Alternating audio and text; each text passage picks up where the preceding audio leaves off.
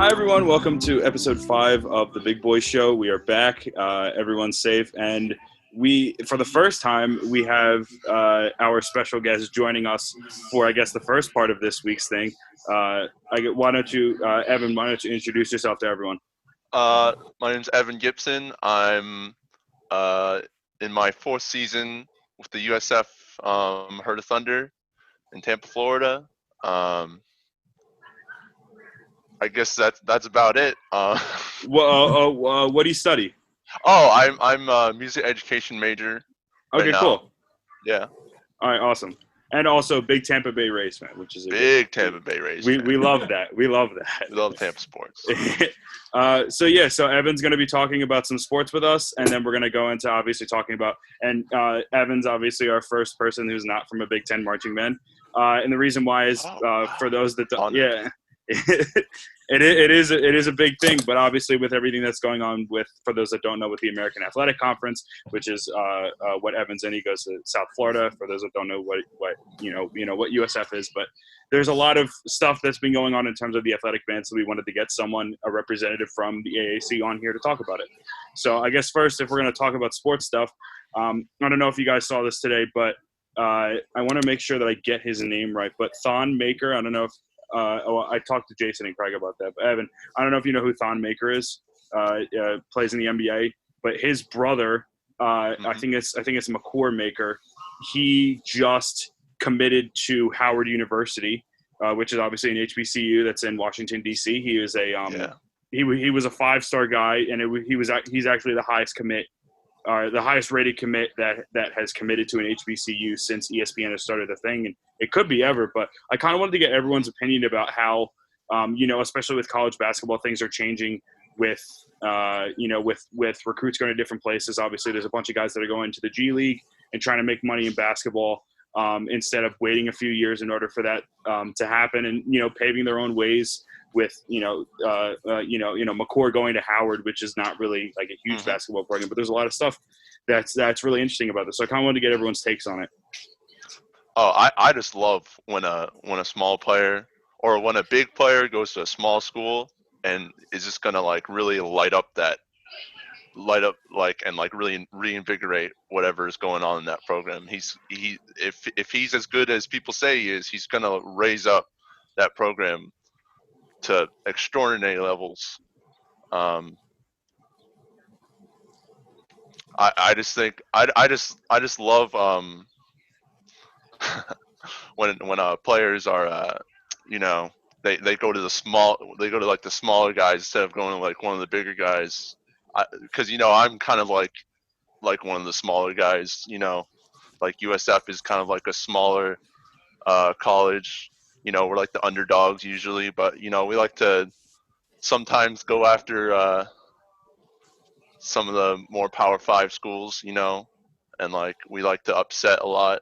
So I'm always excited when like a smaller program gets a bigger commit. Definitely.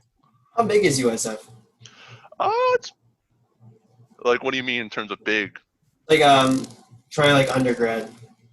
Oh, like we got like a 45,000 student base. Probably. There's like 3 campuses. It's not a small school. I mean, not at all. Not like Howard small. I meant in terms of like sports kind of okay. Yeah. I guess in that term. Yeah, like it doesn't compete with like like the top tier like the schools like the SEC schools like Bama and whatnot. But like they're not like a D3 no name like play like rec football kind of deal. No shade to D3 football. You guys can still definitely beat me up, but like also that's just exciting for HBCU in particular, because I know a lot of HBCUs have been struggling with funding sometimes, and hopefully that can be a good boost for their university. Yeah, definitely having like some bigger names come in, like bigger recruiting names, and that drawing excitement, and then the excitement brings in more fans and whatnot, and all of a sudden it should just kind of hopefully get the ball rolling. One player becomes 2 players, becomes a small little squad on the offense, and then all of a sudden things start getting rolling, and all of a sudden you got a championship ring. Yeah, get them to the tournament, man. And I think it also says something about what's been going on around the country, that and I think that he said in his when he was talking about committing, because he was supposed to commit, I believe it was July 9th, which is because he's from or I guess his family he grew up in South Sudan, and it was it's like South Sudan Independence Day. But basically, he decided on it, and I feel like, or I guess from what he said, part of it was due to all the events that have been going on now. So I think it's really important, especially in the time that we're in right now, and with everything that's going on, that this was not only a basketball move, but it was also just a move somewhat reactionary based on the events that are going on in the country right now. Oh, definitely. That's always great. He's gonna want to build on a legacy, and that's what after the events that have like kind of unfolded in this country as of late, that's kind of what maybe they need right now. Just someone who's gonna be like, what, I'm not gonna go to where I could go to like a Big Ten, and I could probably guaranteed get into the NCAA tournament if I go to like Michigan State or like one of the bigger basketball programs. I can go to this small university. I can be the star player. I can build it up, and I can really unite people behind me and really build a movement for myself as he goes into maybe the pros. Who knows? It's just a great thing for, I think, all parties that he has decided to go to a not only just a smaller college, but an HBCU. Obviously, it's very, very good for them. Very good for them. You guys have any other things about that? Before I just want to, I have one more thing before we kind of go into. I'm just excited to see kind of how Howard kind of plays with this, and see how they take advantage of having such a good player. And are they gonna? I'm sure they're gonna start using that as like a recruitment tool and say like, hey, listen, like he's coming here. Why don't you other top recruits come here? And like if you go to like Michigan, or you go to like Villanova or something, you're gonna be a bench player for a couple years. You're gonna ride the bench. If you come here, you're gonna start and you're gonna win, and we're gonna turn this around. And all of a sudden, you go from being like a small whatever. Yeah, they might win some games. I don't really know how great Howard is in basketball. Like I don't really know their records or anything, but I know like they're not a top name by any means.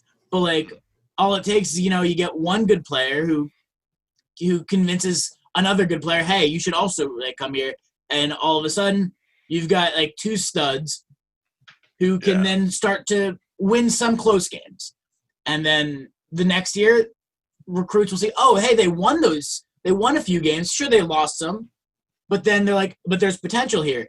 And I think it's a very similar thing to what I saw at Rutgers a few years ago. As we were just rebuilding, we were our basketball team was really bad, and then we went through a rebuilding phase where it started out with like we had like for the most part a really good player, and our strategy was give him the ball, and then recruits saw him play, and they were like, this team has potential with this coach, like. And it brings in, so I have a feeling like the same thing might happen at Howard. One person becomes two people, becomes an entire team, and all of a sudden the entire mentality of the school's program changes from something that nobody went to all of a sudden like that's the thing, you go to the basketball games. Yeah. That's good to build that international base too. USF's really good. USF's really good about that. We have so many international players. Yeah. From all walks of life. And I think really getting that perspective, even on your team, someone who's from South Sudan, not sure of his background or anything, just like, just having that background and having a different walk of life sometimes brings a new perspective to the team, and that can really help them. Excited to watch them now. I actually hadn't heard that before until you told me, so definitely be looking out for him. Yeah, I think it's going to be a fun time to watch Howard basketball in the future. Yeah, definitely. So I guess the second thing that I want to go on to, because, well, actually, first off, so Howard's in the MEAC, which is the Mid-Eastern MEAC.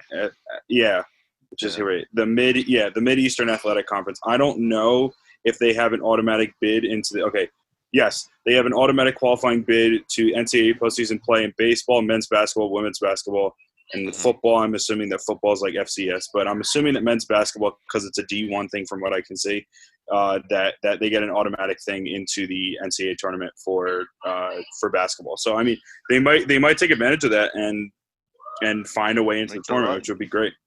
But the other thing I wanted to talk about, and I wanted to get everyone's perspective on this, and I'm going to start with Jason, but I know there's been some, there's still a lot of conflicting things about what's going to happen this season with football, and I know that we've already discussed this in full, but I kind of wanted to go back to something that we were talking about when it comes to whether we think that fans are going to be in the stands for games once the season starts, if the season starts.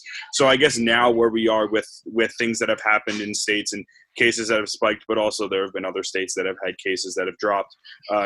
Starting with you, Jason, do you think that there is percentage-wise, what do you think the possibility of having fans in the stands next year is going to be?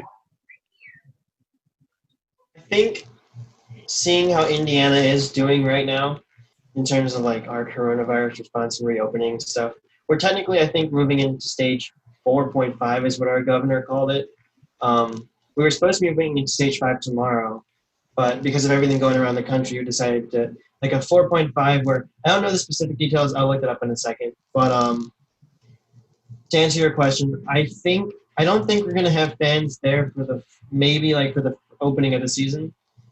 But I think maybe as the season goes on, we might start to include like more people that show up. But I don't think, based on everything that's happening, I'm still worried about having a football season. But I don't think there's going to be fans there. Maybe like within the first half of the season. Greg? So I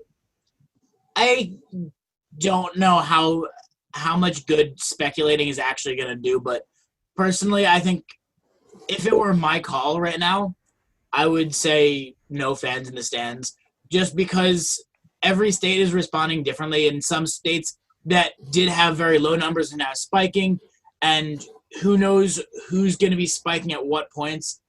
And so, although New Jersey's done a pretty good job of kind of bringing down the number of new cases. When you go to a football stadium, and especially at a Rutgers football game, there's often a large section of fans from the other team. So they may say, well, when we play Michigan, they might say hey, well, we can't go to a Michigan game at Michigan, but we want to watch this easy win. Why don't we get tickets for the Rutgers game? They're letting fans in the stands. And so then all of a sudden, all these people from the surrounding area, from New York, Pennsylvania, Maryland, who happen to be Michigan fans, all flock and kind of come to Rutgers. And this is what happens every time Michigan comes to Rutgers. And most schools, they come from the region, they come to the local game. And then all of a sudden, now you get all those people from all around coming to one place in a kind of condensed, confined area into a stadium. And then all of a sudden, anything can get spread around there. And then they go back. And then they're now spreading it out. So I think in terms of just eliminating risk, as much as I'd love to see fans in stands, I don't think it's going to happen. I think that if there is college football, which I think is still a pretty good chance of happening, I think the chance of there being fans in stands at any significant level, except for maybe a reduced number of season ticket holders, maybe. I don't even know how they'd do that, but how they'd pick who gets that. But I think likely it's going to be very limited to non-existent. Mm-hmm. Oh. Evan? Well, I know for sure, for at least the first half of the season, there's going to be no fans in any. If there's even a fall season, I don't think there's going to be any fans in there. There's no way. Looking at the Florida number, at least for Florida, I don't think there's going to be any fans unless it's like just family and they're like separate from everyone else of like the football players. But I don't see fans coming in that season. We had a town hall for our band yesterday, and basically a lot of the questions that were answered were big maybes, which is like kind of expected right now because we're in a big maybe kind of state. Like, we don't know what's going to happen right now with our band, but I'm pretty sure they're not going to risk fans, even though we have a pretty big stadium because we do play in the Buccaneers Stadium, and we could probably social distance our fans and still have like a bunch of people there, but I'm not sure how that logistically is going to work. I think it would just be safer for the players if there were no fans, and safer for everyone if there was no fans. So I'm not betting on there being fans in the stands for at least the first half, if not the first like 75% of the season, until there's at least a prospect of like a good treatment or like a vaccine. Definitely not. I don't think so. Yeah. Personally, I think I'd like to, I guess not in terms of, for lack of a better term, suffer through football season and maybe like dial back on football season if it means that we can have more of a basketball season. Mm-hmm. Like if they have stuff figured out by then. Yeah. So like maybe we don't get football, maybe we don't get like football at 100%, but hopefully like we'll get more things figured out and we'll see our cases go back down. I mean, they probably will go back up as soon as we start open again because that's the nature of the situation. Yeah. But hopefully maybe we'll get come basketball season around that time of the year we'll start to see like more games and how the NCAA figures everything out, and we'll be able to play more basketball games instead of football games. I've heard rumors of spring football actually, like they just moved the season to the spring. I've heard that in terms of like high school football, and I heard that once from something about collegiate football. I don't know how I feel about that, but sorry I interrupted you. Let me let you continue. No, you go. That's all I really wanted to say. Oh, okay. I was just saying that I know that was something that they were talking about in like local like high school conferences. Mm-hmm. And I heard the idea thrown at like a head football coach of a university once. I haven't seen too much else about that though, and I feel like that is something that is such that would be such an impactful thing to do that I think like they would have to be getting the ball rolling and like be planning for that kind of now to just shift everything, because then that affects things like the NFL draft and when's the draft going to come in, when will the combine be, how will all that kind of play together, because that's going to have to get shifted, and if that gets shifted then the NFL season will probably have to be delayed a little bit. And I think there's definitely things that can happen to make shifting the season a possibility, but I think it's not necessarily the most feasible option. Although it would allow more likely for it to have fans in the stands and back to a more normal college football experience. But yeah, definitely. I do. So I was just curious what you guys were thinking about it, because I'm kind of the same way, where I really don't think it's going to happen. And I want it to happen, obviously, because I want to see, I mean, obviously fans want to be there to see games and all of that stuff. But then there's the other part of it where that because every state has their own things that they're trying to govern and they have their own guidelines that have been set. Some states are better off than others right now in terms of how they're being able to handle stuff. So I know that it's been difficult, at least from what I've seen, for all states to operate. Yeah, I wish it was a possibility that all states would, like everything would operate under the same thing and we would all be able to just follow the same stuff. And as cases got better, like throughout the entire country, that we would have those phases of going from red to yellow to green, whatever it might be, or 1, 2, 3, 4. But because of that, I really don't think that it's going to happen. Even though I want it to happen, I know that New Jersey is one of the better states in terms of how they've been able to handle things and what they've done. But I just don't think, especially with the rise the recent rising cases that things are going to happen with that. But I guess that's I guess for me that's kind of going to lead into the interview with you, Evan, and talking about obviously what's going on with the American Athletic Conference. So for those that don't know, can you kind of brief us and let us know at least what's going or what's planning on happening with the possibility of a football season being played? Yeah. So there was an article by that was made by College Marching, which basically states what the info that they gave our band directors, all the band directors in the AAC, which is actually how most band kids found out, was through this article and not through their bands, which I don't think was College Marching's intention of like really messing that up, but they kind of did. But they've done a lot for all the bands in the AAC, so I don't really fault them for that. It was just I didn't get official confirmation of this info until 2 days later from my band, and actually like right after I saw that Houston had sent an email out to their band saying this info could be false. Like, we don't know. We haven't heard anything about this, but it turns out it is true. The article and the information is the information article is true.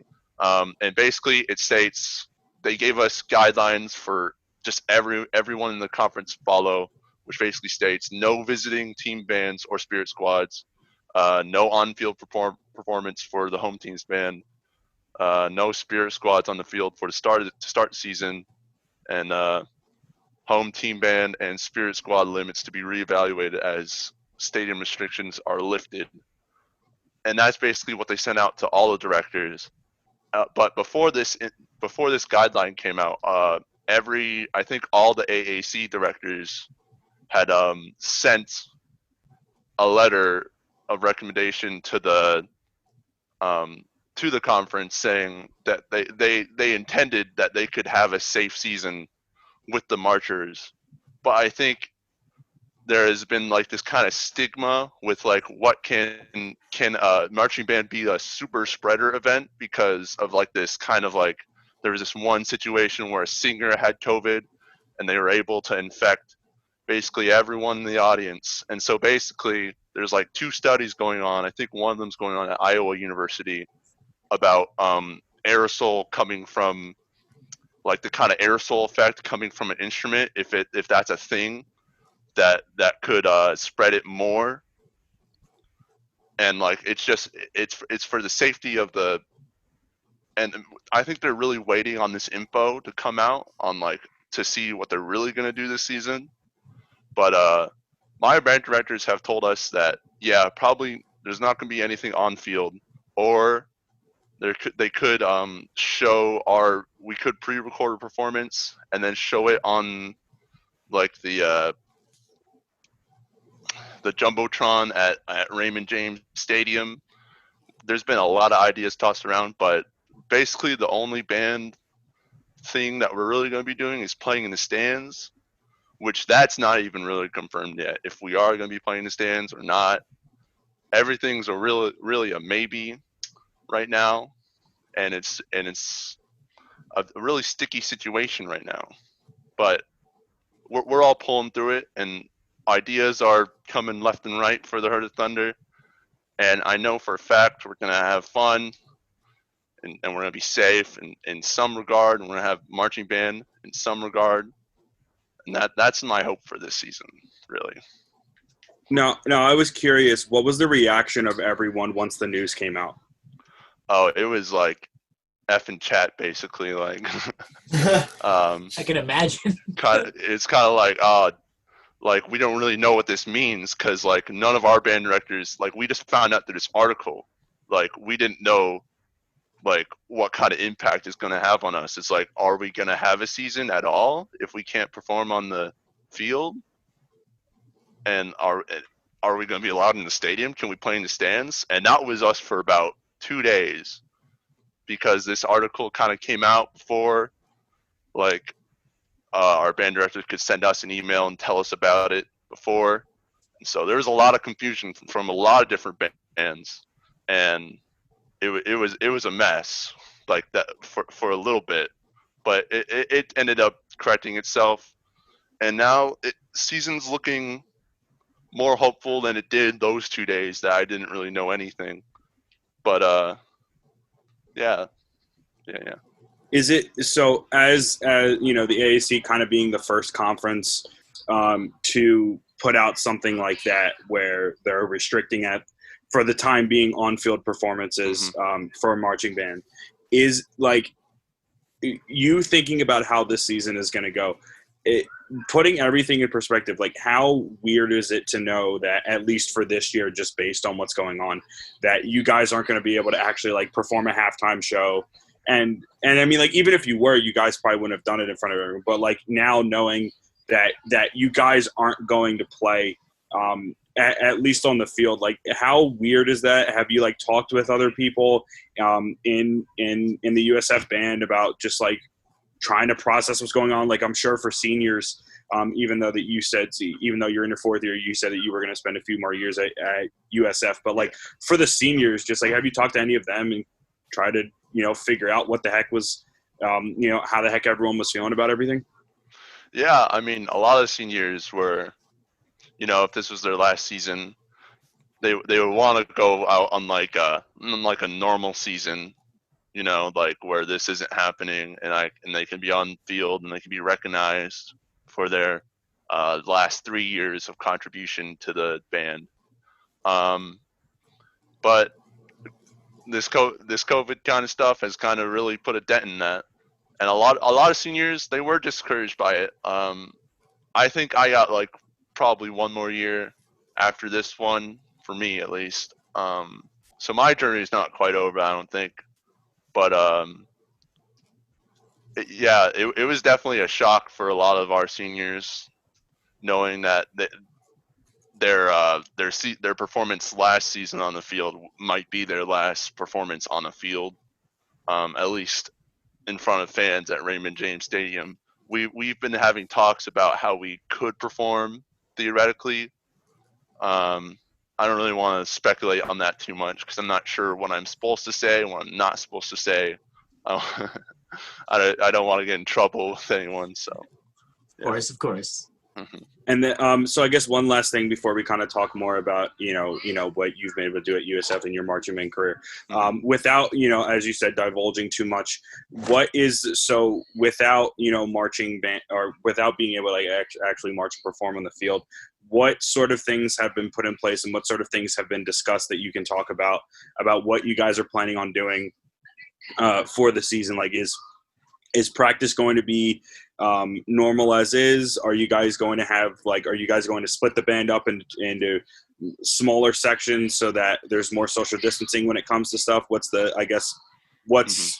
been discussed so far?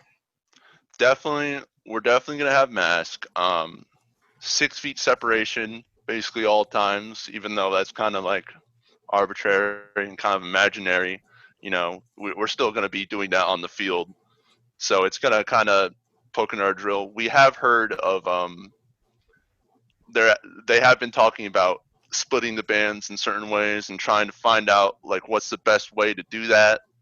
And there's going to be a lot more like kind of section stuff that we're going to be doing as sections, because that's going to be how they kind of keep us separate, in case there is like, someone gets COVID and it kind of spreads.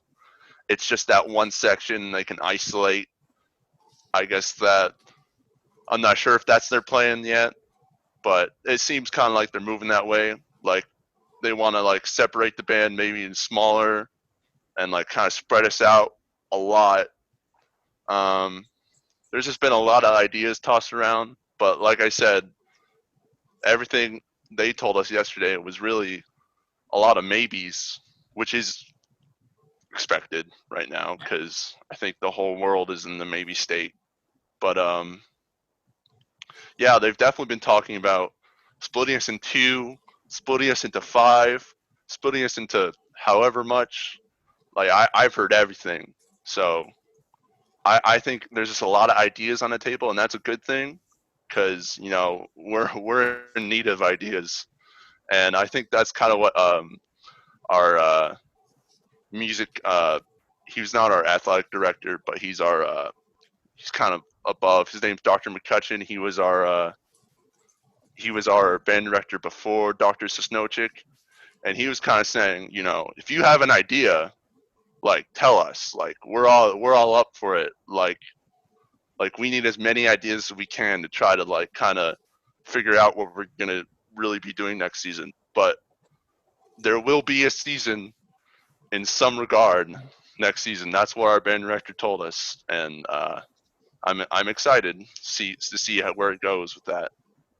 Well, I'm sure that I mean I know that all three of us here, but I'm sure that everyone else hopes that the season goes well and in whatever regard it is. Mm-hmm. But I guess so. Going on to you, obviously you're sousaphone at USF. You've been doing it. This is going to be your fourth year. I guess first question: how did you get involved with marching band to start? Did you grow up in Florida, and how was the marching band circuit there compared to the marching band circuit in other places, and that kind of stuff? Mm-hmm. Tampa, Florida, born and raised. So I've basically just been here my whole life, and I started in band in middle school at Farnell Middle School. I was not the best student, band student in middle school. And my mom, after I kind of left after middle school, I didn't really want to do band in high school. But my mom was like, no, you got to make friends or something. So you're going in the band.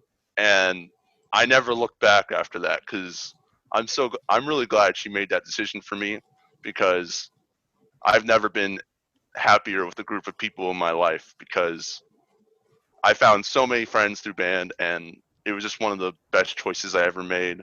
I went to Sickles High School. We were a show band, and we're kind of like we weren't really competitive. There's not a ton of competitive bands in Hillsborough County.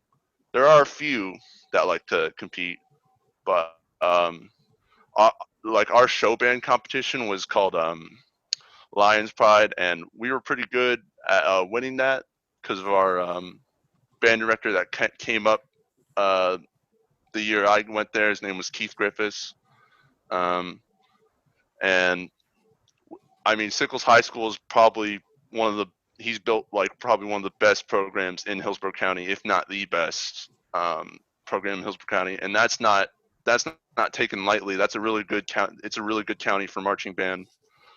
And after that, I was kind of like, I gotta get more of this. I love band, so I ended up going to HCC, and thank God USF has a program where I can be in the marching band at USF and go to community college and be able to still be in a great marching band.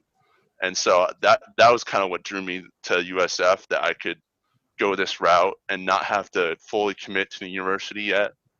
So I ended up doing that, and I just fell in love with the Herd of Thunder. It was we're a really young band, only from like I think we started in '98, and it still has a lot of traditions, and it's just some of the best people I ever met. And some of my best friends are from this band, and I love it so much. It brings me so much joy in my life, and I don't know where I would be without it. And it's just a great marching band to be in. It's a great ensemble. Yeah. So I guess going off of that, so when you were thinking about college and all of that stuff, obviously, you stayed very local with USF being in Tampa, but was the intention always to start at community college and try to find somewhere in Florida, or did you have options that were outside of the state that you were trying to look at? I definitely had options. When I was going through high school, my band director Keith Griffiths was a former drum major at FSU, and that was a big motivation for me to be an FSU marching chief, because that is an awesome band. I will say they are awesome. Not saying we're not awesome, but they are quite awesome. And I was also thinking Michigan State for family legacy. Both my parents went to Michigan State. I'm a Big Ten guy too, just like you guys. Love the Big Ten. You're the first representation of Michigan State that we've had on, I think. So. Oh, that's amazing. This is true. You should get Larch on here next time. The Larch. But yeah, we love Michigan State. There was other bands I was thinking about. You know, my mom really was moved to Orlando my senior year, and she really wanted me to go UCF. You know, they have a great marching band. National champions. Champions. I don't dispute that. You know, UCF, they're our biggest rival. I don't dispute that at all. I think they deserve that national. I think they have a claim to it at least. Not that they could beat Alabama that year, but they at least have a claim to that national champion because, you know, they beat Auburn, and Auburn beat both the teams that were in that national championship. So exactly there. I mean, they really got a ticket for it. Like, really, yeah. I think that's like a actual thing. You know, I believe it. I'd argue for it. Yeah, I'd argue for it. You know. Hey, we'd all argue for it, except if you're like at Alabama. Yeah. Like they just win all the time, and it's annoying. So with, I guess, can you describe that program that you were talking about being a community college, but also being able to march in USF's band? And I guess after that, was the intention of, since you had already done it for 2 years, was the intention of just going there full time after community? Yeah, for my first 2 years in college, I struggled like mightily. So I was there at HCC, and then I switched my major to something I actually liked, which was music education, and I ended up really liking that at HCC. I'm still going through that now. I'm at like a year and a half. I'm still at HCC. I'm planning on going to USF in the future, but yeah, that program is really great for our marching band because I think there's about 120 something students of our like 350 piece marching band that are from local area colleges from all around Hillsborough. It's not just my specific community college. I think you can be basically in most of the area colleges and be in a Herd of Thunder, which is a really great program for recruiting, because you know there's a lot of kids that come from this county that are just star players, and they can really toot the horn, I guess you can say. That's really interesting. So, well, I mean, first of all, I mean, you guys are 350 members, which is a crazy bunch considering. I know, Jason, you guys are like 300 something, right? 380. Where you guys at? Oh, you guys are at 380.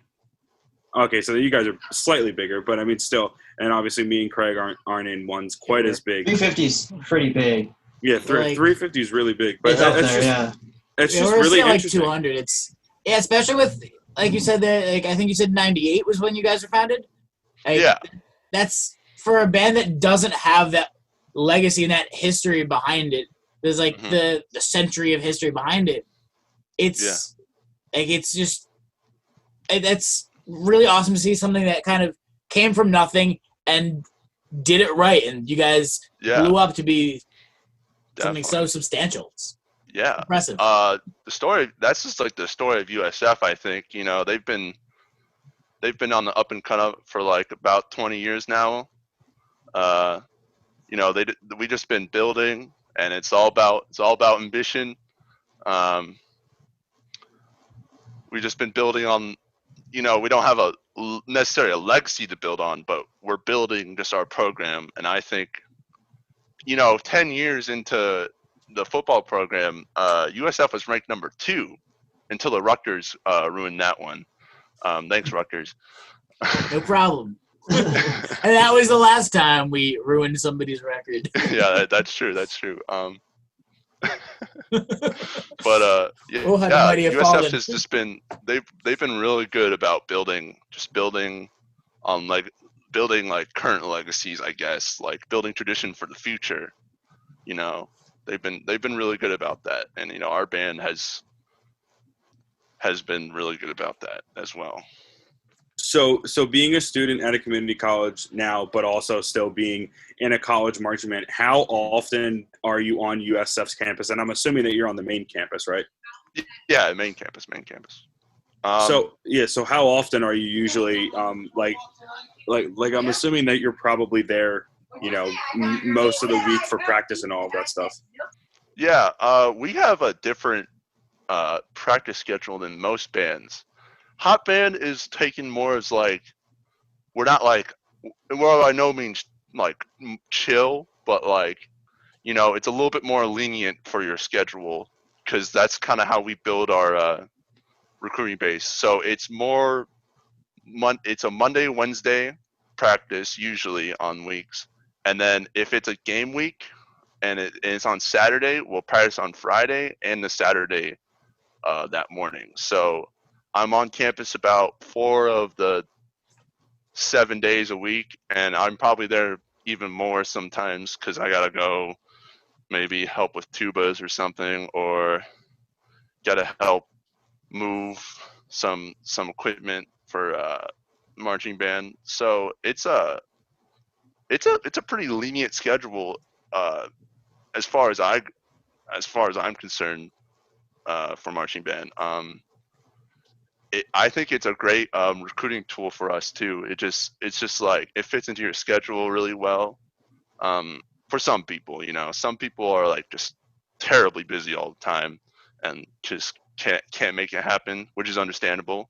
But we do get a lot of fourth year members and a lot of third year members because they can just stick with it on their schedule because it's just convenient for them. And I think they do a really good job at making it as convenient as possible for students to join the band. So with that, I guess with all this stuff, do you, I guess as you are, do you feel, I mean, being part of the band, do you feel like you're a USF student without actually being a USF student, if that makes sense? Oh, definitely. You know, sometimes I just forget, like, I gotta, like, be real careful because, you know, people will be like, well, you don't go there. But I do feel like I am a USF student because, you know, I've been rooting for the team for 4 years. I've been supporting this marching band for 4 seasons. So yeah, I feel like I'm like a student. You know, I'm friends with, they all just treat me the same. You know, they don't care that I go to a different college. You know, we're all in this together. We're all just getting through our classes. So no one really ever treats me like I'm not a student there. And technically, I am a student there because what they do is it's like non-degree seeking. They register you as a non-degree seeking student at USF, and then you go to your college, and then you're able to be at both colleges basically at the same time. Um, so technically, I am a student, just a non-degree seeking. Interesting. I know interesting. Rutgers does a similar thing where we allow anybody from any like New Jersey state school to march in the Rutgers band, but I don't think they have that.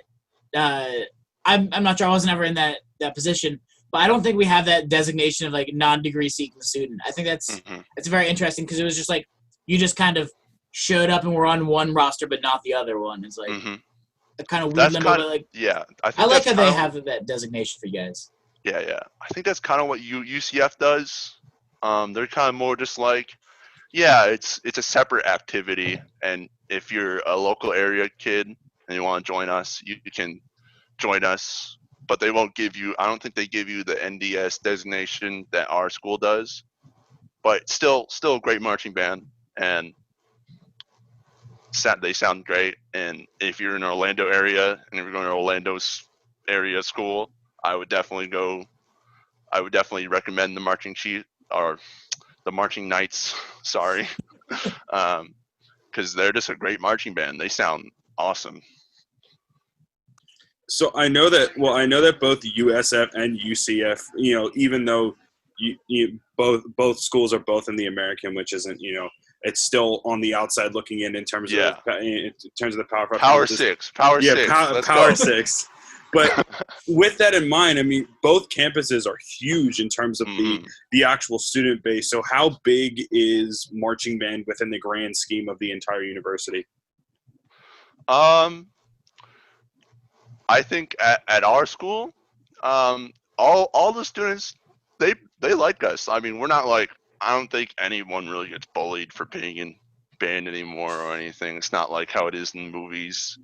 But everyone, when we're at game days, we're fist bumping everyone. Everyone's having a good time, high fiving when we're coming back up from the stands. I see signs all the time where it's like, we love hot band. I think our student body really loves us.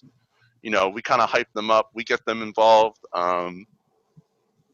And I just think the student body really loves us. I think our alumni and just all the older folk, they love us too. I just think there's a lot of love at USF. I think we have one of the greatest fan bases, just like one of the nicest fan bases, which obviously doesn't apply to every single fan. There's been some rude fans probably from USF. There's probably stories. I don't know them, but I've never had a problem with a USF fan. So yeah. And I guess on that same note, compared to me going to Maryland, Jason going to Purdue, and Craig going to Rutgers, where those schools have been around for a couple hundred years. USF has only been around for like 60 years, and it's a lot different. So how's the culture like at a school like that, and a marching band that has only been around for 2 decades, and with a football team that's relatively new as well, regardless of like the success that they have, which they've had a lot of success. But just how is that like how much different is a school like that compared to one of these like legacy schools? It's actually really dynamic because you get to set what you want to do. There's none of this tradition that gets in the way of a lot of other bands. There's not these angry old people who are like, you can't play neck. That's inappropriate. There's like no one's like really getting on us about anything, like, because there's not a lot of tradition. There is definitely some traditions in our band, but like, we can build something and have it not be like criticized by everyone because it's like, we didn't do that in the 70s. Like, there's none of that. So I think it's a great like dynamic to be in, to where we can just keep building, because I think a lot of the older bands, they get to this spot and then they're there, and like they're great, but they're always there, and like it just plateaus, or it gets better sometimes. But I think with a school where it's building, I just think that's exciting, where it's like, oh, we sound better than we did last season. Next season, we're going to sound even better than that. And I just think having that, being able to build and being in a university where we can build, I think that's just much better than for me, my experience was a lot better than just being at some place where the traditions are all set and you have a certain way of doing things. I just think we're able to adapt a lot better than most bands are. So speaking about traditions, what kind of traditions do you guys have, and what kind of traditions have you guys developed? Let's see, ones I can talk about. Don't get yourself in trouble. Good stuff. Good stuff, not bad stuff. Let's see. We got we play the song called "The Mission," which is from the end of a song. I forgot which song it is, but it's a beautiful song that we played. And alumni at the stadium who are hot alumni, like you can see them like all throughout the stadium. They'll come like after the game's over. It's the last thing we play. They'll come and they'll all listen, and then that's the last note anyone plays on their horn that night after a game. And if you play something, people are like, shh, don't play. Like, so I think that's really cool. That's something cool we do. There's a lot. Everyone has kind of like their own bus traditions. We have to bus a lot because our campus is not on stadium. Is not or our Stadium is on campus. Our stadium is not on campus. Yeah. That would So be we have great to if the bus. campus was on a stadium. That would be fantastic. It'd just be, man, just think about that, like different tiers being like different. Oh, man. I'm already, Ideas are just coming. Yeah, but we have to go 30 minutes to downtown Tampa to Raymond James Stadium. And so there's a lot of bus traditions that a lot of sections have. They're very appropriate for school and very appropriate for USF. There's no hazing at USF. Absolutely not. Actually, we'll say that. that's cool. Very, very accepting band. Well, that's awesome. So with that, I mean, I guess going on top of that stuff, so obviously you guys are in a weird place, and you're not the only team in the AAC to do that, because I know Temple does it the same way, where you guys, like, there is no on-campus stadium. You guys play at an NFL stadium. I know for Temple it's obviously the Link where the Eagles play, but for you guys it's Raymond James where the Bucks play. So with that in mind, like, how much different is that you guys don't have, like, like that tradition of having like that home stadium, and you guys kind of like your band and your team plays at a stadium that's essentially like you guys rent out for the season? I think, everyone likes to have their opinion about not having the on-campus stadium, and USF's working towards an on-campus stadium, I believe. But I love Raymond James Stadium. It's a nice stadium. They're hosting the Super Bowl next year. It's just really nice to be in. Like, it has AC on the sides. Like, if you're watching the game, you can just like go inside and you can watch it on the TV. I think that's what a lot of people do, because a lot of people like to pick on us because, like, there's some empty seating some years, and they'll point at that. But I think it's Mike's just laughing because it up over there. it's just because I know that tune. it's just because people like to go in the AC part, and they don't want to be out in that Florida sun, which I understand, because God, I've had games where it's been like 115 degrees on the field, and or the heat index was like 115 in like a full uniform, and sometimes that's just not fun.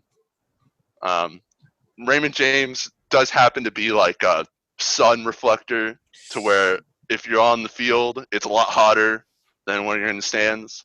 But still, I love that stadium, and we still have a lot of traditions around the stadium. We do a road show. We still do a parade. Like, we get into the stadium, and then we come out, and we do a parade, and then we do an arc, and we perform for a bunch of people. And I think the tailgating experience is really great, because it's not just a college town. Tampa's not just a college town. It's a big city. It's got kind of like big city vibes more. It's not like the Northeast though, where it's like that big of a city, but it's not like a college town. So it's like more like a community event, and that's what I really like about being at Raymond James, more so than having an on-campus stadium. But having an on-campus stadium would still be very nice.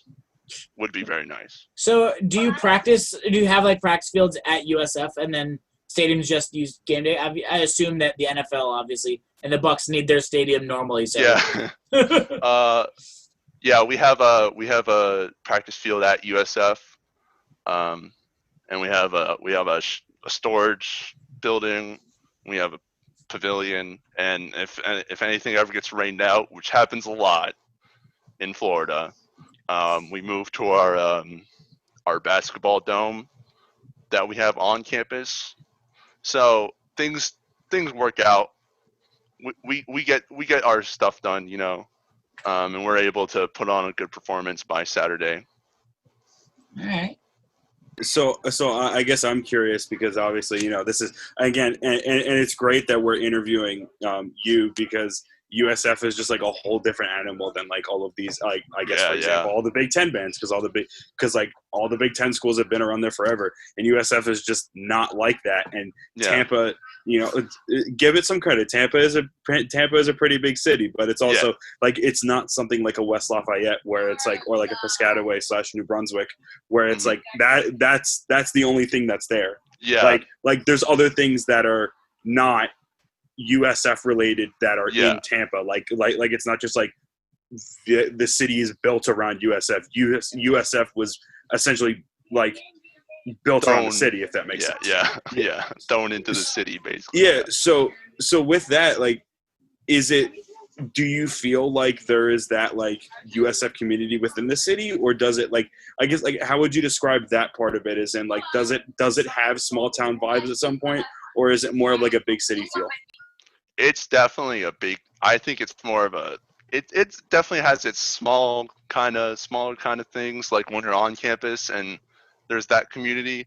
But once you're kind of outside of campus, there's a lot of FSU fans, a lot of UF fans. There's just a lot of fans from everywhere because people just like to move to Tampa.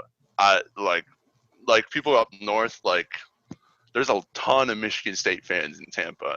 And that's kind of why that's what my parents did. They came down from Michigan and lived down here. Wait, sorry to interrupt, but why are there Michigan State fans in Florida again? Get away from the cold. Yeah, snowbirds. That's a whole. But why specifically Michigan State? There's 2 schools in Michigan, one school in Wisconsin, and another school in Minnesota. I think there's tons of Big Ten. See, I know there was a big Rutgers pipeline back in like the 2007 to like 2011 kind of era. During the first Shiano era, I know we had a massive pipeline from Florida in both recruiting and fans. So that was definitely a thing. Well, I was gonna say, so as me and Evan are both Tampa Bay Rays fans, it's actually a great point because for a lot of people that don't know, Florida is a place where the snowbirds come down from the north and reside there for a long period of time. So all of these people are already fans of all these teams. So like you were talking about, Michigan State fans coming down, Michigan fans, Ohio State fans, Florida State, all of that stuff. I mean, the same thing with the Rays. It's the Yankees fans, Mets fans, Red Sox fans, Phillies fans. Like all of these people are coming down from the north and residing in Florida. So it's kind of tougher to grow that base, but people still kind of go to the games. Like that's why, and I'm sure people make fun of USF football attendance as much as they make fun of Rays attendance in the same way. Because it's like it's like, oh, you're in this NFL stadium and you can get 25,000 plus, and with the Rays it's like, oh, you have this dome stadium that was built in 1990 to attract a team and didn't actually do that, didn't get a team until 8 years later, and they've cut 20,000 seats out of capacity and they still can't fill it halfway. So it's like the same sort of thing, and I'm very passionate about that. I know that you're probably like that too. I'm definitely passionate about that. I want them to move in Tampa so bad. That's the thing is that it's the same sort of thing where. And that's the funny thing is that so that stuff exists, but then you have the stuff like the Lightning. That's why Tampa's such a great example, because you have those things, and then the Lightning, which is just organically grown and has one of the best fan bases in hockey, and is in Florida, which doesn't make any sense whatsoever. But they built a downtown stadium, and it works. Yeah, like downtown stadiums definitely work. It made it like the cool thing in Tampa to do is go watch the Lightning game. Like being a Lightning fan is like the kind of like the cool thing to do now, because that's like our most winningest team right now. Our Bucks haven't been doing that good. Rays made a run last season, and when that stadium filled up, and I was there for that last playoff game against the Astros, and that was an amazing community event. I haven't seen that stadium that full in a really long time, so it was really nice to see that. But specifically of USF,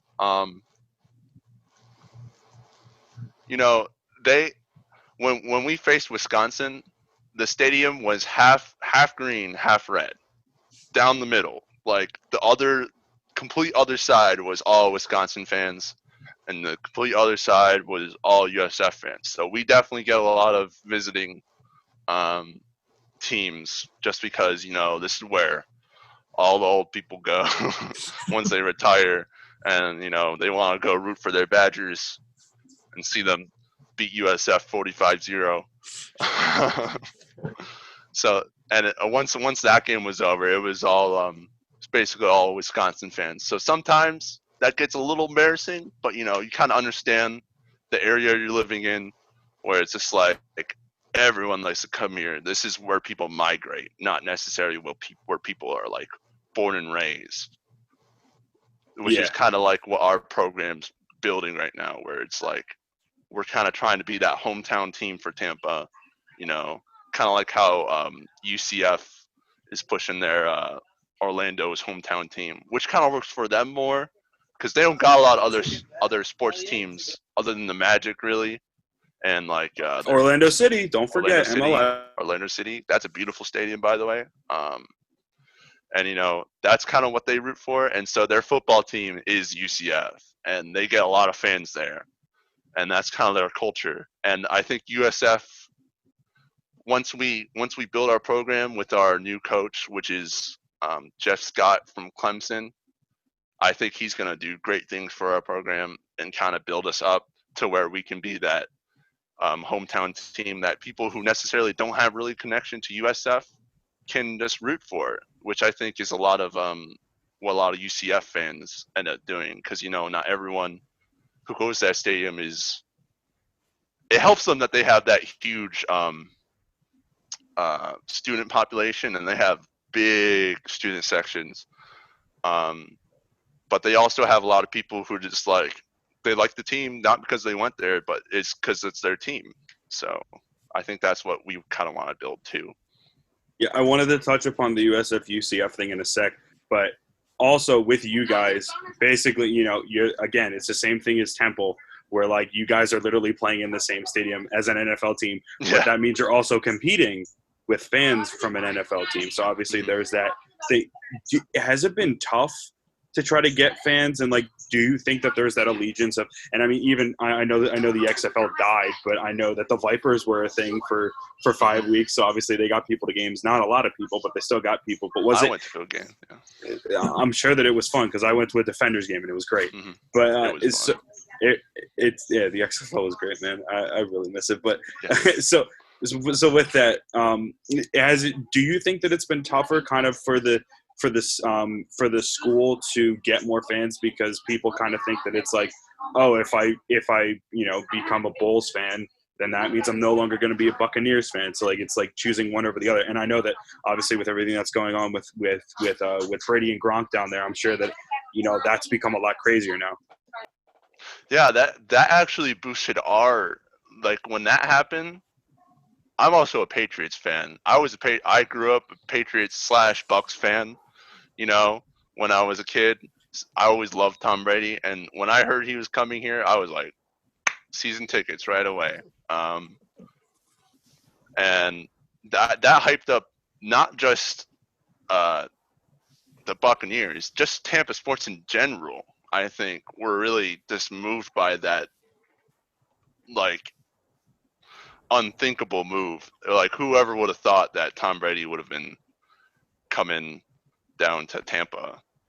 Not in a million years did I ever think that I would be in the same area and know where Tom Brady lives. I could drive to Tom Brady's house, but I'm not going to be able to see him because Derek Jeter has these 10-foot high walls keep all the Tampans out.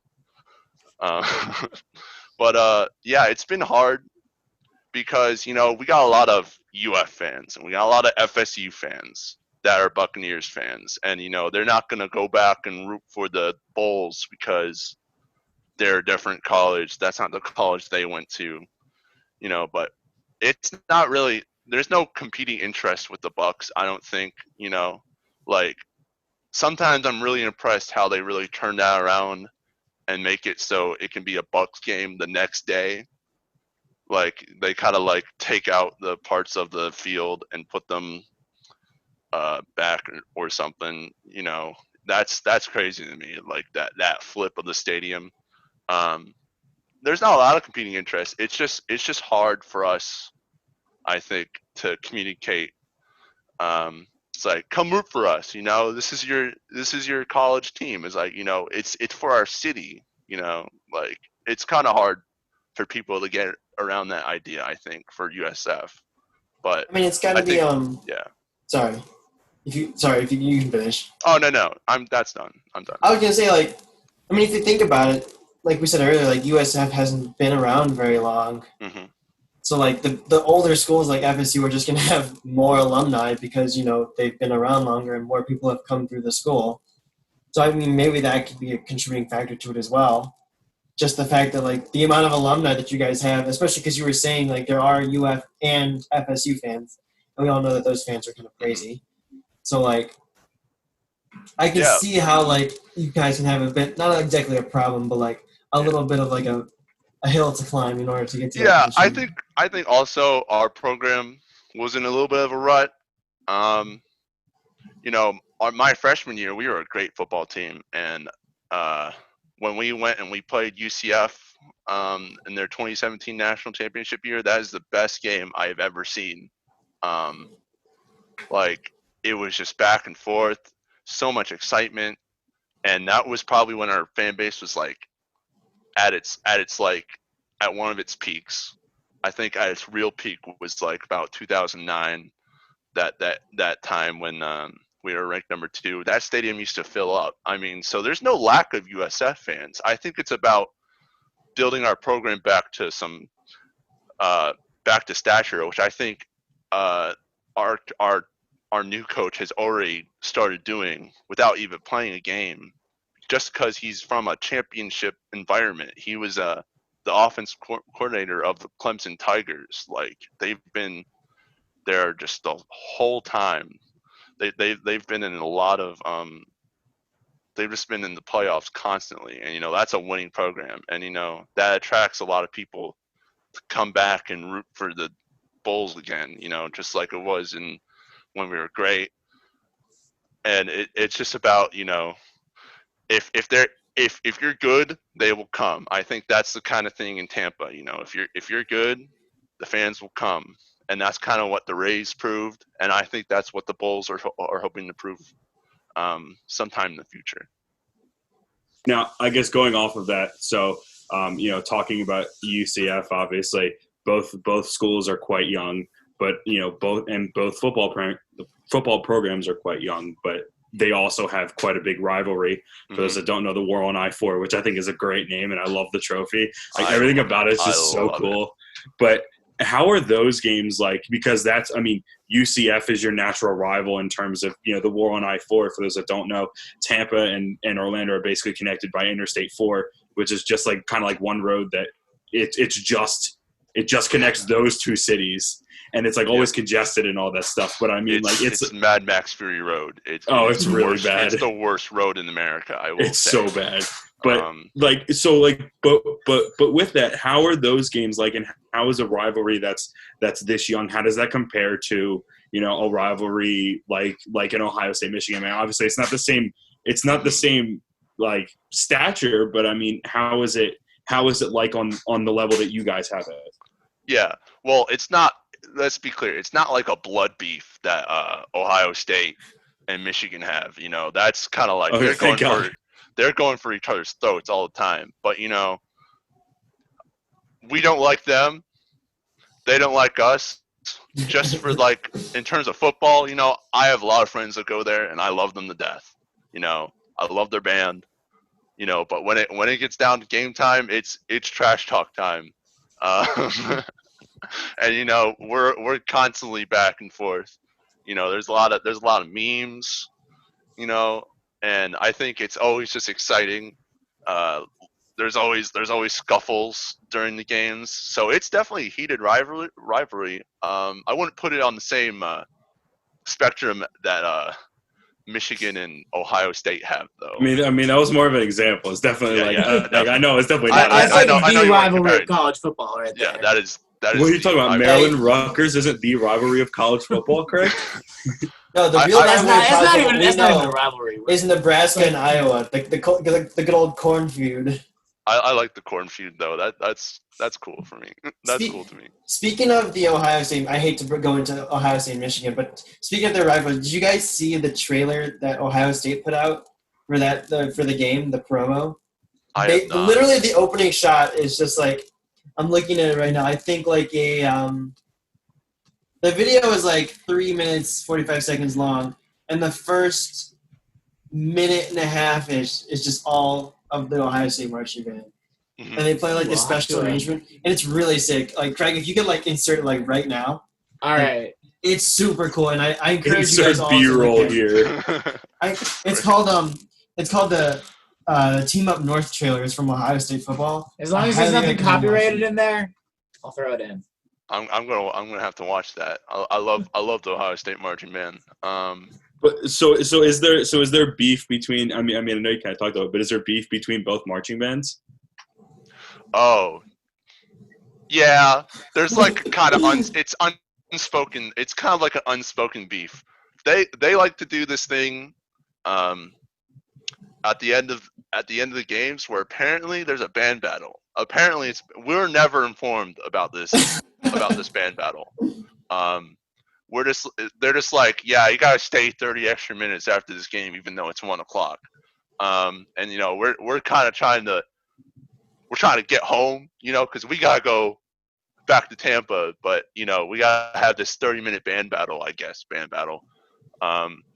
And so, you know, when we kind of like, if I have friends over there, you know, I always say it's like, oh, we're better than you, and they're like, oh, we're better than you. But like, you know, this last season we had this combined performance for the first time, and that was really cool. And I got to meet a lot of the people in the UCF band, and I found out it's like they're basically a lot like us. They got some cool traditions over there. They do like this kind of thing where it's like you become a knight, and like you get knighted into the band. And I was always like, That's I mean, really that's a little corny, but like That's pretty dope cool. though. Well, I mean, like you guys could do like the running of the bulls, where all like the freshmen come through, and then like all like the veterans have like red capes. Yeah, and then we just play Bulls on Parade. That's one of the songs we actually play. That's such a good being song. a fresh and like moving into USF and just like stumbling upon that like running of the bulls thing, which is like really culty looking. You're just like, the hell's going on here? Yeah, that'd be sick though. I mean, come on, don't lie. That'd be pretty sick. Pretty cool. Yeah, that would be really sick. Yeah, but you know they got their own traditions, and at that band battle, you know, I'm straight blasting the whole time. Actually, not blasting. I'm playing with a really good tone the whole time. And proper embouchure, proper everything. Everything. Good air support. Good no air blasting. Support. That's for my band director. But yeah, we're definitely there's a rivalry. There's a rivalry between the bands too, and you know, during that week, in the week lead up to the UCF rivalry, it's called, you know, we call it UCF Hate Week. They call it USF Hate Week. They make their memes. We make our memes. And, yeah, especially, and the beef got really heated after Milton had that injury at our 2018 game, Mackenzie Milton. Oh, yeah. That devastating. He's never going to play football again. I'm sorry. Like, yeah, I feel not. so bad for him, but he's like he's trying to come back next season, but look it up. No, he's not. No, he's not. It's just, hey man, I don't want to anger any UCF fans. I'm not trying to anger any, but his leg literally they'll come at me. I know they won't come at you. They'll come at me, bro. I'm not sure how many of them are gonna be watching this, but yeah. You know, after that kind of injury, as soon as I saw that, I was like, he just saw the play. I was like, why is he saying "oh"? When I saw that in person, we do this really cool thing for injured players. If there's any injured player on the field, the whole band puts up their horns and we're silent. And a lot of the fans do it too. And we like to be really respectful to injured players. And as soon as they get up, it's standing ovation. And as soon as that happened, I knew it was going to be a long time. And, you know, both teams, after that injury happened, they came together and they were all just praying for him, praying for his safety. I mean, he was really, I think they had to rush him to the hospital and Tampa General Hospital, and they were able to basically save his life. I'm pretty sure. I've heard that his life was actually in danger from that injury. So, but kind of after that kind of happened, you know, they were understandably kind of upset because it ruined their second championship run, I guess you would say, because they kind of had to put in their backup. And had they had Milton, would they have won that game again against LSU? And would the story of Joe Burrow be a lot different? Maybe. You know, that's a kind of like alternate history kind of college thing I like to think about. Like, what if Milton and Joe Burrow got to play in that last championship? What would have happened? You know, who would have won? Because, you know, UCF was pretty close to winning that game with a backup.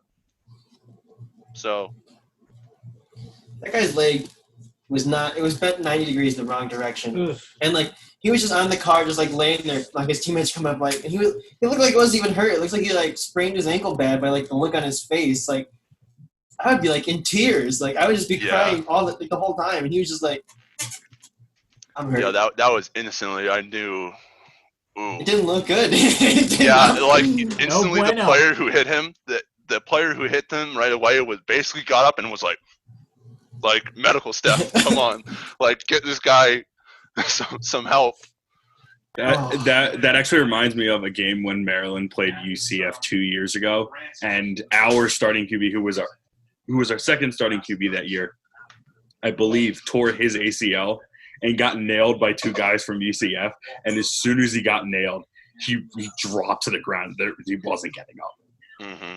And he ended up tearing his ACL twice. And it was really bad. Like, we should like not keep talking about this stuff because like it's just like really bad. Yeah. I'm thinking about that Milton injury now. I'm like, I'm feeling okay. Happier things.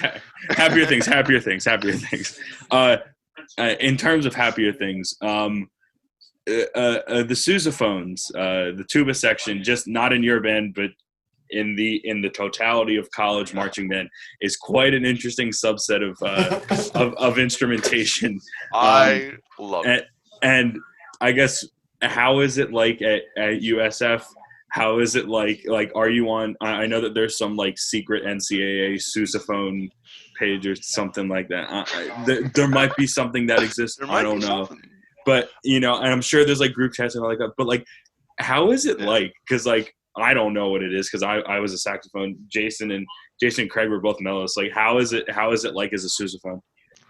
It's something. It's definitely something different. It's so weird. It's like every single one of them has a hive mind. Like, we all have, like, this kind of weird unspoken hive mind where, like, you can find similarities in every tuba section you meet. Like, I've even met friends. I've met friends through said page that you were talking about. I actually went and I met some people in Ann Arbor. One of my friends, Matt Grant. I don't know if you know him. Just a great guy. I love the Michigan Marching Band. Everyone who I met from there was a great person. And being able to see a band with that much tradition, you know, they kind of took me through a tour of like their kind of like place, and it was pretty cool to see like what like kind of like the bigger marching bands do. But I'm actually an admin of said Secret Society of NCAA Sousa's page.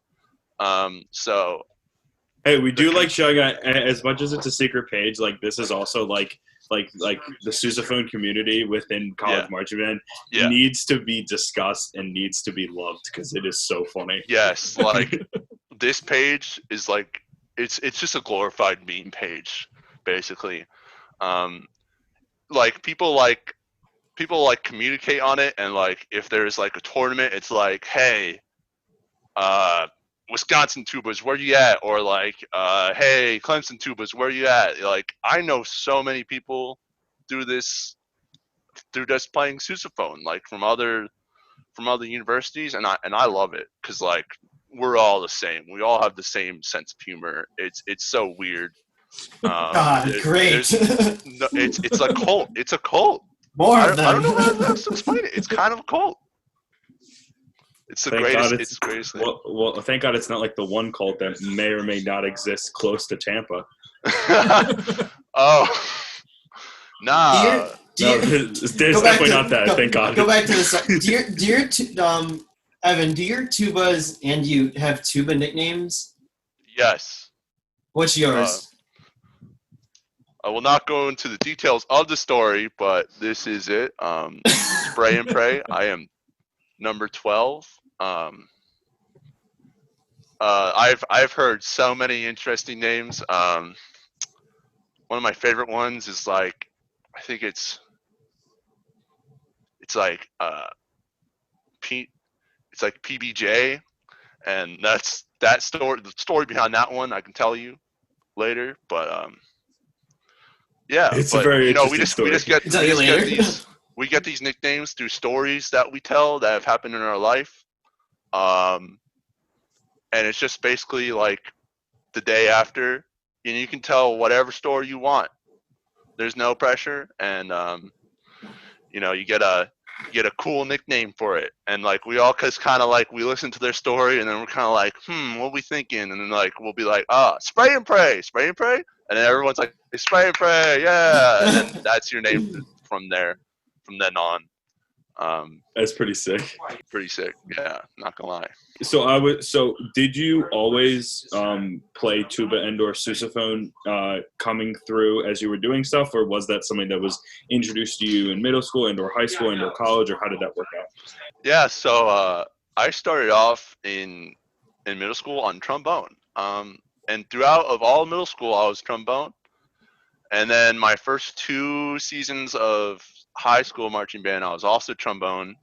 And then going into the 3rd season, I had recently auditioned for drum major, and then my band director Keith Griffiths, he calls me into the room, and this is before they had even announced who the drum majors were going to be. He was like, I think he kind of looked at me. He was like, he's pretty tall. I kind of need some tuba players. And he's like, come in here. And he's like, hey, how would you feel about playing tuba next season? And I was like, sure, why not? and like, that was before I had auditioned for drum major. I didn't get it. And so that's kind of how I found out I didn't get drum major. So it's like, you know what? I'm going to try something new. And once I went to that tuba, I just fell way more in love with marching band, because I always liked it. I liked my trombone section. I liked playing trombone. I could be loud on that too, but like being on that tuba, having that bass, nothing like it. And I was really glad I made that switch, actually. That's probably one of the best decisions I ever made, other than my mom convincing me to join marching band in high school. Well, A, shout out to your mom.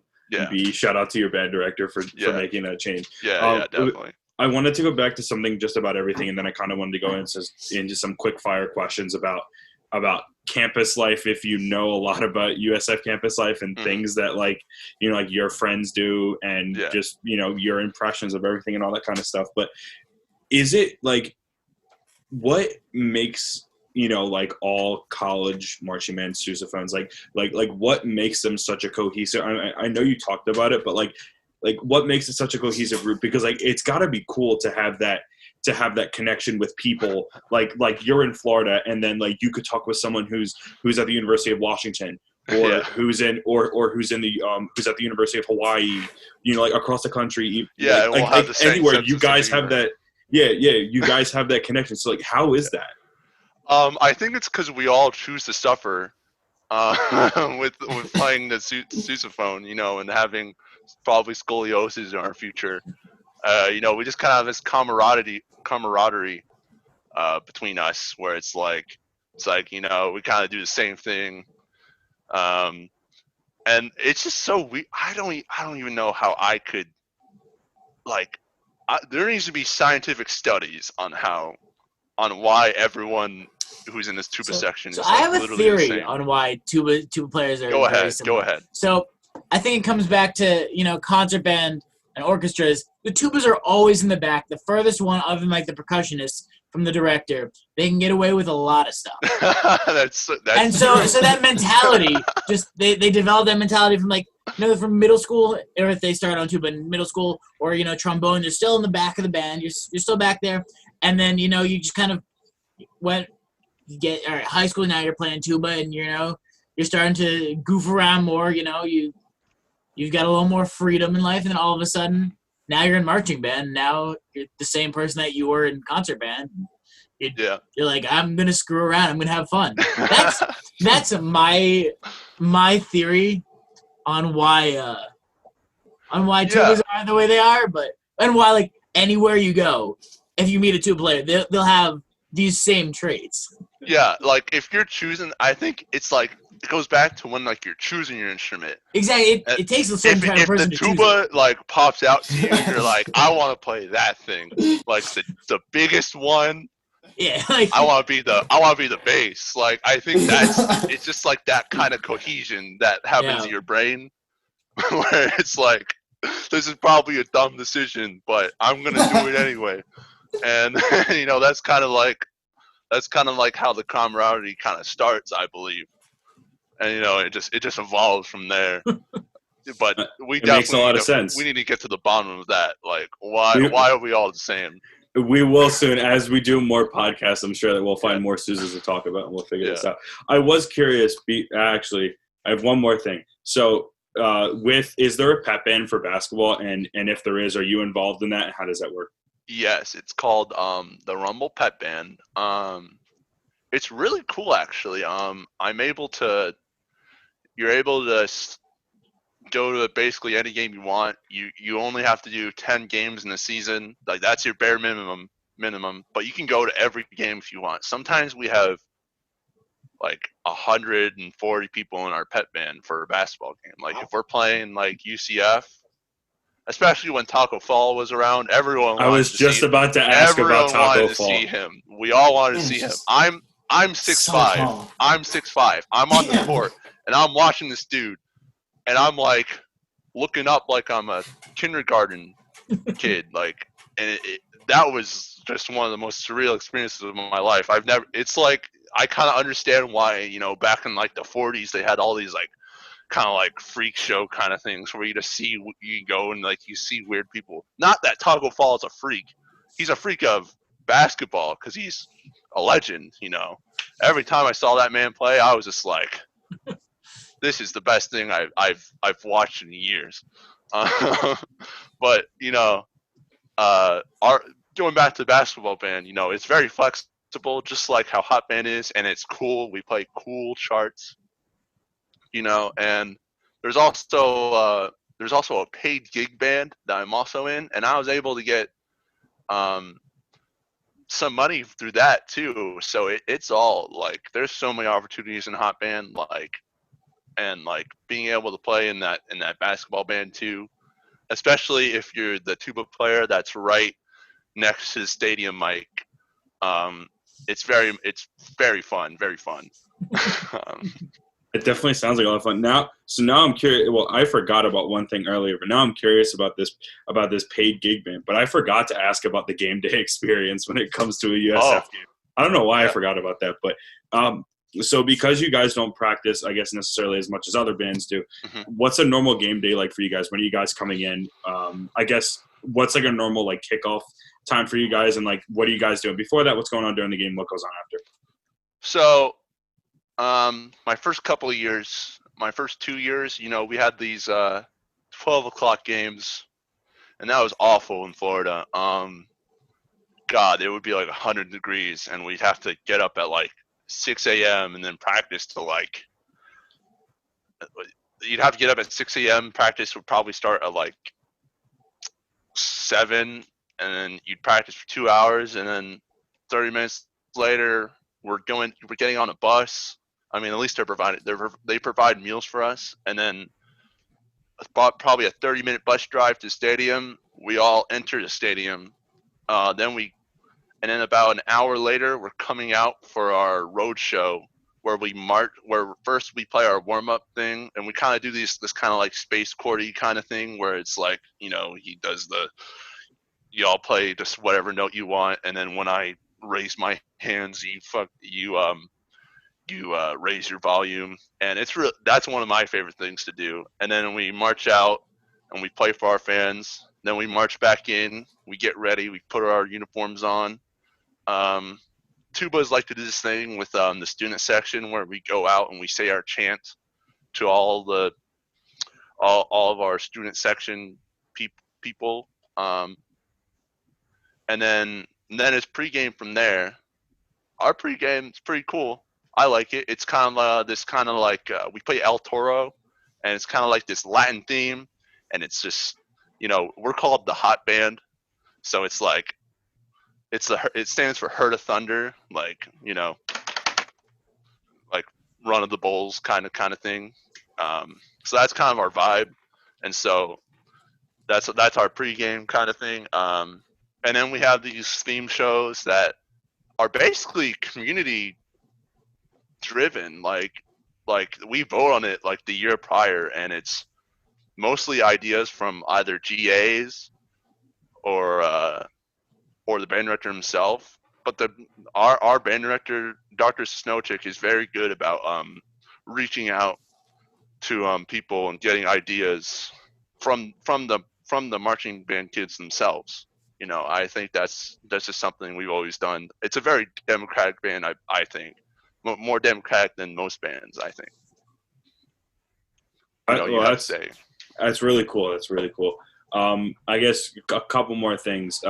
So in terms of student life on campus, even though you're not really a student, but you're still very involved in terms of the campus itself, what are kind of like the most common things that kids do around campus? Is there, like, even though it's like not really a college town, are there a lot of like is there like that like College Avenue thing where like you can like go to and there's just like a bunch of like bars and restaurants and stuff like that you guys can go to? Oh yeah, well, like the city's all around us, you know. We like Busch Gardens is 5 minutes away. There's a bowling lane that a lot of people like to go to, like University Lanes, I think it's called.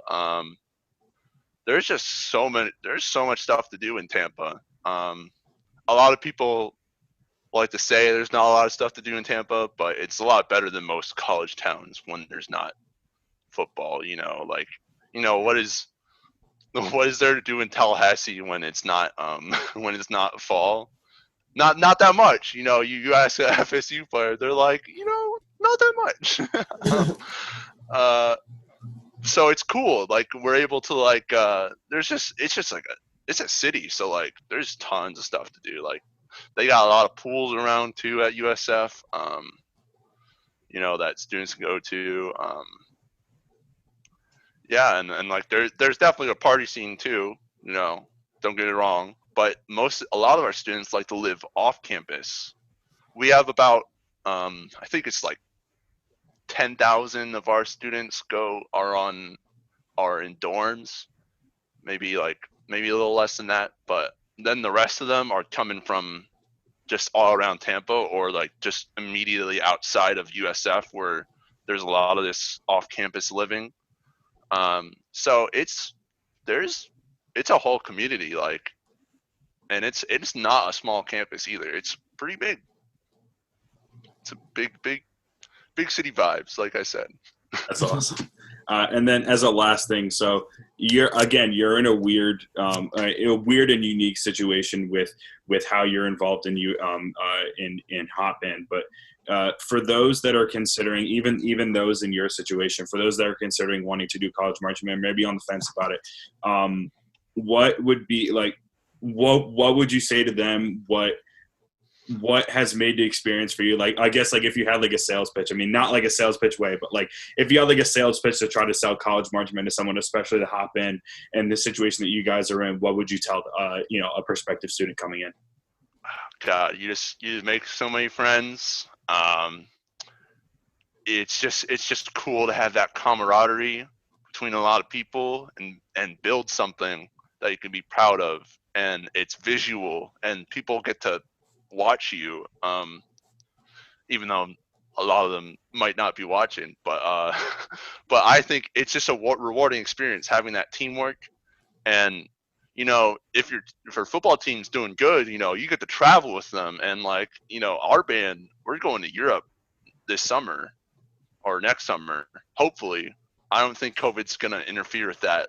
That's what they've told us. And we're gonna be playing at like a military tattoo, hopefully. But it's just such, like, you can get to travel all across the country, for bowl games. If your team gets into a bowl game, it's just the most rewarding experience, and you're just making so many friends, like just people who think like you. Like it's not as serious. If you came from like a competitive like high school band, it's definitely not like competitive. It's still serious, definitely still very serious, but it's not like competitive. So it's not like it's like really nudging you to like try your absolute best. It's like we wanna go out there and we wanna have fun. It's more about, I think college marching band is more about having fun than really anything else, and just putting on a good show for a lot of people, and it's just such a rewarding experience. And I would like 100% recommend being in a college marching band if you have the chance. Like, if you're on the fence, like, go over the fence and do it. All right. Well, I think those are great words to end the podcast. So thank you so much for coming on, Evan. We're going to talk a little bit after, but thank you so much for coming on. We really appreciated hearing your perspective from from a band that's in a conference that, may not be the biggest conference, but you guys certainly have a lot of tradition and a lot of things to build on moving forward. We hope the season goes well for you and for everyone else listening. Thank you guys for tuning in for this episode. Happy 4th of July. And we hope you tune in next week. Go Bulls. Let's go.